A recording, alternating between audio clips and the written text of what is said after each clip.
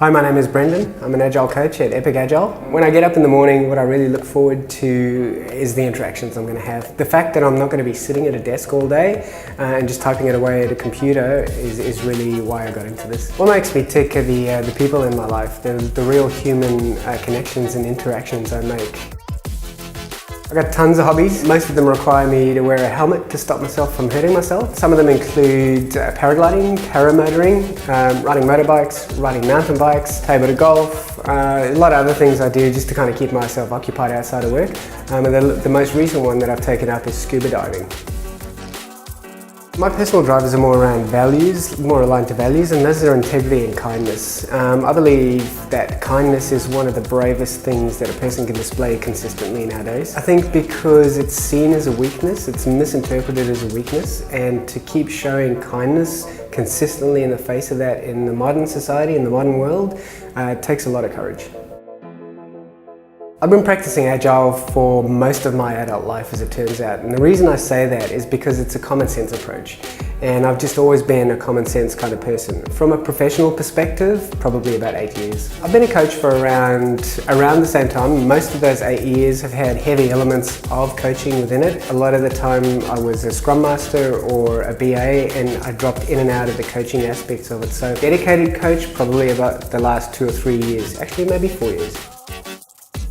Where I've worked before is places like Qantas. I've worked at Woolworths, I've worked at Hello World, I've worked at Ecolab, and what I was doing for them were various things from launching new products to running small-scale transformations to, at the latest one, working within a much larger scale transformation in the tribal model. The biggest challenge I believe we face right now in our Agile industry is the low barrier to entry for Agile coaches, Scrum Masters and product owners. Many a time I speak to people in my personal life and quite often in professional life who hate Agile, and when I dig a little bit deeper into that, it's because they've had an experience in an Agile environment where it wasn't done right. So like I said, it's really difficult to put the application of that into practice, and as a result, the low barrier to entry means that when the rubber hits the road, that lack of experience can really leave a bad taste in people's mouth. My Agile industry superheroes or heroes are the people who we at Epic Agile work with day to day, who are actually willing to give it a real go, because this stuff is scary, and this means taking a leap of faith and trusting the people that have come in to help you. And it's not about doing it when it's easy and new and exciting. The real heroes, the real Agile superheroes come into play when it gets tough, and they're the ones who are willing to keep going and willing to keep trusting that this is going in the right direction.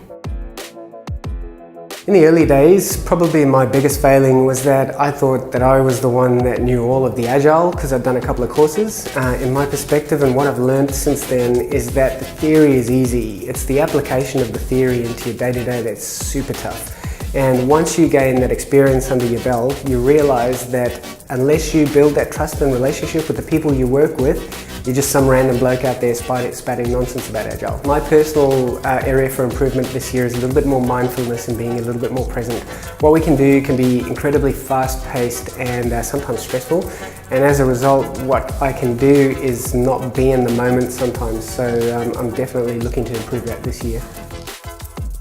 From my perspective, coaching is not about looking for the glory, so my greatest achievement in this field, I believe, is getting to do what I do every single day.